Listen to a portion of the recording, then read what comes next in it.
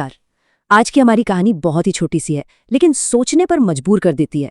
मतलब कुछ ही मिनटों में एक बहुत गहरी बात समझ में आ जाएगी। तो चलिए शुरू करते हैं। कहानी की शुरुआत बिल्कुल वैसी है जैसे हम बचपन से सुनते आए हैं। एक समय की बात है। हाँ, तो एक समय की बात है। 3 औरतें एक साथ स्वर्ग में पहुंचती हैं और बस यहीं से उनकी एक बड़ी ही अनोखी जर्नी शुरू होती है। अब जैसे ही वो स्वर्ग में कदम रखती हैं, उनका सामना होता है एक बड़े ही, कह सकते हैं, अजीब से नियम से। और यहीं से कहानी में असल मजा शुरू होता है। उनके सामने आते हैं चित्रगुप्त, जो भाई सबके कर्मों का लेखा जोखा रखते हैं। वो स्वर्ग का बस सिर्फ एक नियम बताते हैं। नियम बड़ा सिंपल था। देखो, यहाँ जो चींटियां घूम रही हैं ना, उन पर पैर नहीं रखना। अगर ये नियम तोड़ा तो सजा बहुत ही ज्यादा कठोर होगी। अब सुनने में तो ये कितना आसान लग रहा है ना? लेकिन कहानी में ट्विस्ट तो होना ही था। असल में स्वर्ग चींटियों से खचाखच भरा हुआ था। हर तरफ चींटियां ही चींटियां। वहां चलना ऐसा था मानो आप किसी माइनफील्ड में चल रहे हों, जहां हर कदम पर खतरा है। तो जो नियम इतना आसान लग रहा था, वो अब एक बहुत बड़ी मुसीबत बन चुका था। तो अब ये देखना दिलचस्प होगा कि जब ये नियम टूटता है तो होता क्या है। कहानी का अगला पड़ाव हमें यही दिखाता है, लापरवाही की सजा। वो तीनों बेचारी बहुत संभल कर चल रही थीं, लेकिन होना तो वही था जो लिखा था। पहली महिला से गलती हो ही गई। एक छोटी सी नन्ही सी चींटी उसके पैर के नीचे आ गई, और जैसे ही ये हुआ, फट से चित्रगुप्त हाजिर हो गए। और उनके साथ कौन था? एक बहुत ही बदसूरत सा आदमी। सजा भी तुरंत सुना दी गई। एक चींटी मारने की सजा ये है कि तुम्हें हमेशा के लिए इस बदसूरत आदमी के साथ जंजीरों में बांधा जाता है। सोचिए जरा कैसी सजा है। अब किस्मत का खेल देखिए। ठीक अगले ही दिन दूसरी महिला के साथ भी वही हुआ। उसका भी पैर फिसला और एक और चींटी बेचारी मारी गई।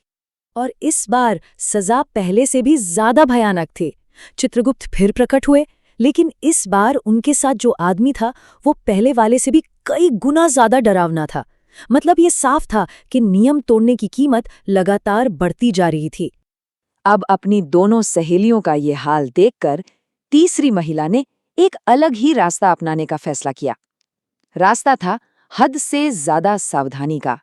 उसने जब ये सब देखा ना, तो मन में ठान लिया कि भाई कुछ भी हो जाए, आसमान फट जाए या जमीन खिसक जाए, वो एक भी चींटी पर पैर नहीं रखेगी। उसका इरादा एकदम चट्टान जैसा पक्का था। और उसने अपनी कसम निभाई भी। दिन हफ्तों में बदले, हफ्ते महीनों में, और महीने सालों में। लेकिन उसका ध्यान एक पल के लिए भी नहीं भटका। सोचिए, सालों तक एक भी चींटी को उसने नुकसान नहीं पहुंचाया। उसका रिकॉर्ड एकदम परफेक्ट था।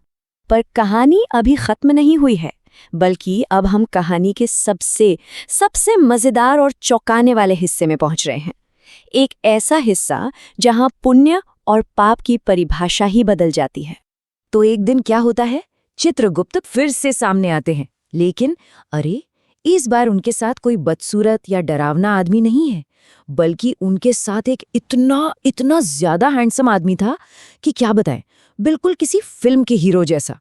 चित्रगुप्त ने एक शब्द भी नहीं कहा, बस उस महिला और उस हैंडसम आदमी को एक साथ जंजीर से बांध दिया। अब वो महिला तो हैरान परेशान कि ये क्या हो रहा है। क्या ये उसकी सालों की मेहनत का, उसकी सावधानी का इनाम है? उससे रहा नहीं गया। उसने उस आदमी से पूछ ही लिया, वाह, मैंने आखिर ऐसा कौन सा पुण्य का काम कर दिया जो मुझे हमेशा के लिए आप जैसे हैंडसम इंसान के साथ बांध दिया गया है? और सवाल तो बनता ही था, है ना? और बस यहीं आता है कहानी का सबसे बड़ा, सबसे मजेदार ट्विस्ट। उस आदमी ने पलटकर जो जवाब दिया, उसे ध्यान से सुनिए।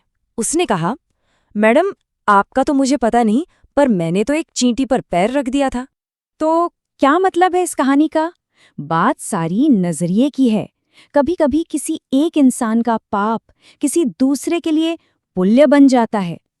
कर्म और उसका फल कितना अजीब और अप्रत्याशित हो सकता है ना? ये कहानी हमें यही सिखाती है। बस इसी सोच के साथ आज का ये किस्सा यहीं खत्म करते हैं। है ना सोचने वाली बात?